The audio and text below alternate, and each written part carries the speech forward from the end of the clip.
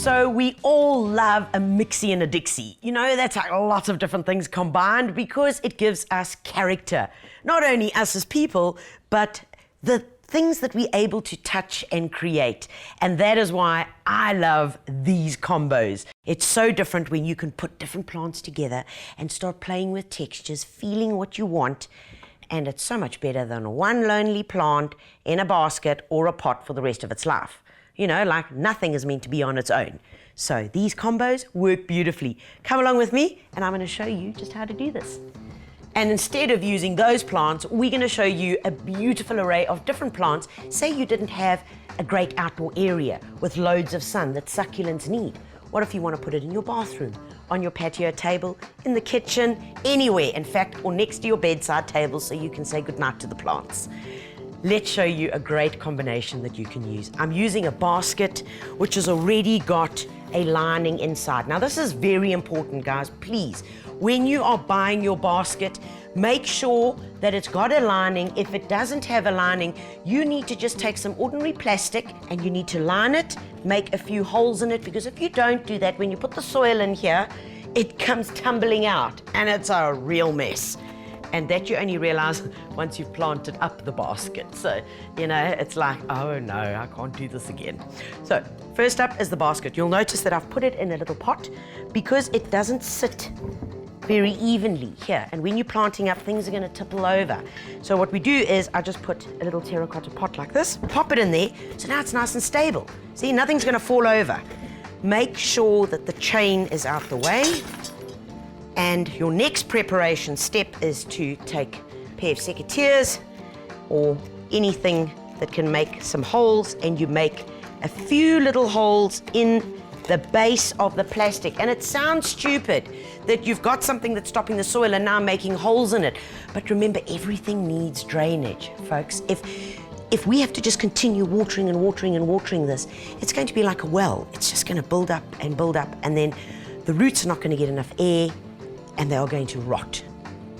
All right, guys, so let's talk about the plants. Remember, if you're going to be buying plants for an indoor area, generally look around where they're all kept in a garden center, because then you know that they all like growing in similar conditions.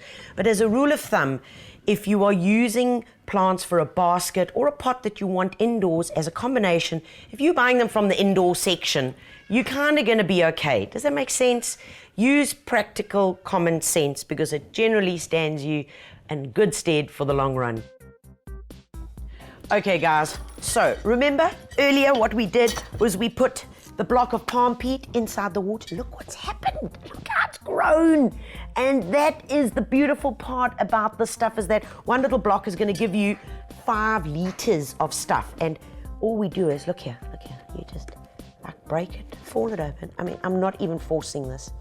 And all it does is it turns into this amazing, beautiful, light, friable product that is great for containers, holds moisture. And I mean, this is wicked stuff. You sow seeds in these, they germinate amazingly well. It's good to add into your potting soil when we're pimping our potting soil, because that's what we got to do, because if your soil ain't right, you stop there. So in my trug here, I have got just some plain potting soil. What I'm going to add is a handful of organic pellets, because that makes sure that all the good stuff is inside there when these plants start growing. And I'm putting in some humic granules. Now these humic granules, what they do, folks, is basically it's a soil conditioner. This makes sure that the good hohos are talking to each other, that the soil is going to work properly, release the nutrients, feed the soil, which in turn, you got it, feeds the plants. Once you've done that, I'm then going to add in 1 or 2 handfuls of my coconut peat or palm peat. And all this is going to do is help with the moisture retention. Okay, so we got that in there, and then give it a good mix. How do you know when you're ready? Well, that's when you can't see the individual elements that I put in here to make it up. So guys, one tip, please, when you are adding your mixture in here, please don't fill it all the way to the top. You know, don't go mad and get all that excited. I know you're excited, but not that excited. Only fill up your basket about 1/4 of the way. Because remember, we're putting all those plants in here. So there it is, firm it down with your hand, and then we're good to go. Let's start with the first plant. So, in the middle, I'm going to be using this gorgeous anthurium. So when it comes to your choice of plant material and how you're going to be planting it, remember, simple rule. You want something with height, something in the middle, and then something nice and low. Those are the three things. So remember, we're working with different heights. So in the center, I'm putting this lovely anthurium. Come along with me. I'm going to show you here so you don't make a huge mess. Take the pot, squeeze, squeeze, squeeze, baby. Turn it over and look how easy it is to pop off the plant. Now look at this, guys. This is a sign of a healthy plant. Do you see these beautiful white roots? These are young feeder roots, good growth. When the roots become brown, then you know that it's old, it's established, it's really started forming that other outer layer that doesn't necessarily absorb all the nutrients. So this stuff here, then you know you're onto something amazing. So what I'm going to do is just tease it a bit. And we do that so that the plant knows that it can now start getting out and going into this beautifully prepared potting soil that we've got. So in it goes. Come with me. There we go. Inside as our center plant, looking gorgeous. Okay, next up, I want to use the bromeliad because what I want to show you is the most amazing transformation. This plant looks gorgeous all on its own, but we take this bromeliad family, give it a squeeze, out comes the beauty. And then I'm gonna take this baby, watch what happens, watch the transformation. In, and now, look at that. I mean, doesn't that talk to you? So pop him in there, and then take your little trowel and just fill in with a bit of soil.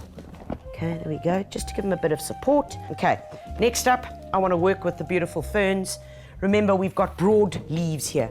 We're working all with broad leaves, strappy leaves. Now we're going with something fine and delicate. And once again, look what the gray does, look what the foliage does. So let's take this baby out, and in she goes. Tease the roots a bit, and watch what happens. And I love this transformation. This is where gardening kind of can become a bit arty, but like I said, there are no rules, guys. There are no rules. You decide. And look at that texture. Look at those combinations of textures. And we're taking this little faithful kalanchoe, tough as nails, you really can't kill it. And in it goes. Tease the roots a little bit. But then we do this. And pop them in here. Go around. And look what happens. Doesn't that just come alive? Man, I'm loving it. So looking gorgeous, but you'll notice there's a big hole at the back here. Now, if this was going in a corner, well, then that's fine. Nobody's going to look in there. But if it's going to go in the center of a dining room table, somewhere where it can get walked around, you can't leave that big hole over there. That don't look so cool. So what we're going to do is, I've got my last beautiful fern that's going to go into this little hole over here. Same as usual. And here we go. Tease it a bit. Pop this beautiful bit. Oh, I love it. This is what I love the most. That is lovely. Look at those textures. So we're playing on the broad, the fine leaf here. All we do now is take our little trowel here and pop in soil into the little gaps, because we've got to make sure that we have filled those. Take the back end of your trowel, you know the drill already, and firm the soil in. And last up, guys, just a little bit of beautiful sphagnum moss, which I put in the gaps, because as these plants grow, they're going to fill up these gaps and really settle themselves in, own the space. But in the meantime, we've put the sphagnum moss here because instead of looking into soil, it's better to look into something green and gorgeous. Plus, the other thing is that what it does is that it helps to hold the moisture. So it acts as a mulch. Yes, you know the word. And there we have it, guys. I mean, don't you want to take it home? Well, you're going to have to make your own, because this one's going in my home.